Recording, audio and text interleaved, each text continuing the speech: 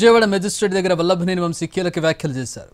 Jail సెల్లో తనను ఒంటరిగా ఉంచారని న్యాయమూర్తికి తెలిపిన వంశీ తనకు ఆస్తమా ఉందని, హెల్త్ ప్రాబ్లం వస్తే ఇబ్బందని కోర్టుకు చెప్పారు. తనతో పాటు వేరే వారిని కూడా సెల్లో ఉంచాలని న్యాయమూర్తిని వంశీ కోరారు. భద్రతా పరంగా తనకు ఇబ్బంది లేదని చెప్పిన వంశీ వేరే వారితో ఉంచినప్పుడు ఏదైనా జరిగితే అధికారులు బాధ్యత వహించాల్సి ఉంటుందన్నారు. వంశీ భద్రత దృష్ట్యా మాత్రమే సెల్లో ఒంటరిగా ఉంచామని ప్రభుత్వ తరపు న్యాయవాది జడ్జికి తెలిపారు.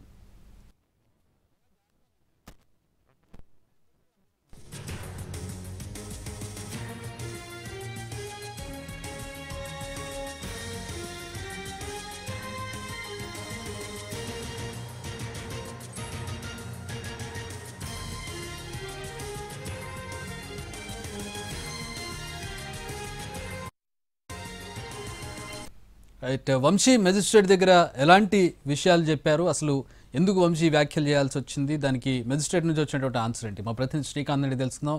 శ్రీకాంత్, చాలా కీలకమైనటువంటి వ్యాఖ్యలు అని చెప్పుకోవచ్చు. వంశీ ఆరోగ్య పరిస్థితి బాగాలేదు, దానికి సంబంధించిన కన్సర్న్ ప్రభుత్వం నుంచి కనపడుతూ ఉంది, దానికి సంబంధించిన ఏర్పాట్లు చేశారు కూడా.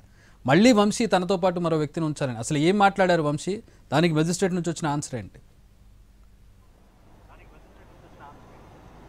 కిడ్నాప్ కేసులో అరెస్ట్ అయ్యి రిమాండ్ ఖైదీగా ఉన్నటువంటి వల్లభనేని వంశీ పోలీస్ కస్టడీ కొద్దిసేపటి క్రితమే ముగిసింది. కస్టడీ 3 రోజులు అయిన తర్వాత మ్యాజిస్ట్రేట్ ముందు వంశీని పోలీసులు హాజరుపరిచిన నేపథ్యంలో ఆయన కొన్ని కీలక కామెంట్స్ అయితే న్యాయమూర్తి ముందు చేశారు. ప్రధానంగా కూడా ఆయన తాను ఒంటరిగా సెల్లో ఉంటున్నాను, ఆస్తమా పేషెంట్గా ఉన్నాను కాబట్టి తనకు వేరే వాళ్లతో కలిపి బ్యారక్ని కేటాయించాలని వంశీ చెప్పడం జరిగింది. అయితే దానికి సంబంధించి తాను ఆదేశాలు జారీ చేయలేనని చెప్పి కూడా న్యాయమూర్తి సందర్భంగా వ్యాఖ్యానించారు. ఎందుకంటే ఈరోజు రెగ్యులర్ కోర్టు ఏదైతే వంశీ పిటిషన్ విచారణ జరుపుతారో ఆ న్యాయమూర్తి సెలవులో ఉన్న కారణంగా ఇన్ఛార్జి న్యాయమూర్తి మాత్రమే దీనికి సంబంధించిన కేసును విచారించారు. ఈ నేపథ్యంలో తాను ఇన్ఛార్జి న్యాయమూర్తిగా ఉన్నాను కాబట్టి దీనికి సంబంధించి వేరే వాళ్ళ బ్యారెక్లో వేరే వాళ్ళతో కలిపి ఉండడానికి సంబంధించి ప్రత్యేకంగా ఒక మెమోని ఫైల్ చేయాలని కూడా న్యాయమూర్తి ఆదేశాలు ఇచ్చారు.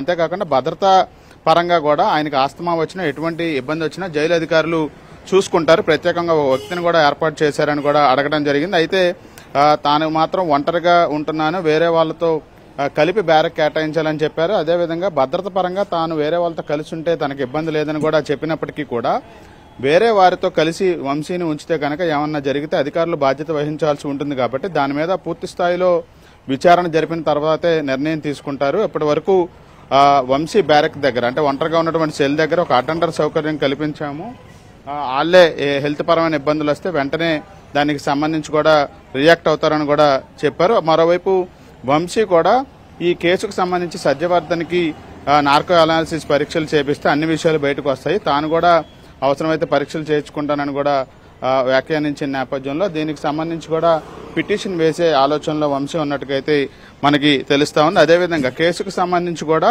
సంబంధం లేని ప్రశ్నలు తనను అడిగారని కూడా న్యాయమూర్తి ఎదుట వంశీ కూడా చెప్పిన నేపథ్యంలో ఈ కేసుకు సంబంధించి అయితే పూర్తి స్థాయిలో విచారణ చేపట్టడానికి సంబంధించి ఏదైతే మిగతా వాళ్ళతో కలిపి జైల్లో వంశీని ఉంచడానికి సంబంధించి అయితే ఒక ప్రత్యేక మెమోని మరోసారి వంశీ న్యాయవాదులు దాఖలు చేసే అవకాశాలు ఉన్నాయి. మరోవైపున కస్టడీ ముగిసినా కూడా కీలక విషయాలు ఏది కూడా వంశీ విచారణలో చెప్పలేదు. అనేక ప్రధాన ప్రశ్నలకు సంబంధించి తెలియదు, గుర్తులేదు అనే విషయాలే చెప్తున్నారు కాబట్టి వంశీని మరోసారి కస్టడీకి తీసుకునే ఆలోచనలో పోలీసులు ఉన్నట్లుగా తెలుస్తుంది. ఈ నేపథ్యంలోనే మరోసారి వంశీ ఇతర నిందితుల్ని కస్టడీకి ఇవ్వాలని కూడా పోలీసులు మరోసారి కస్టడీ పిటిషన్ అయితే న్యాయస్థానంలో దాఖలు చేయబోతున్నారు.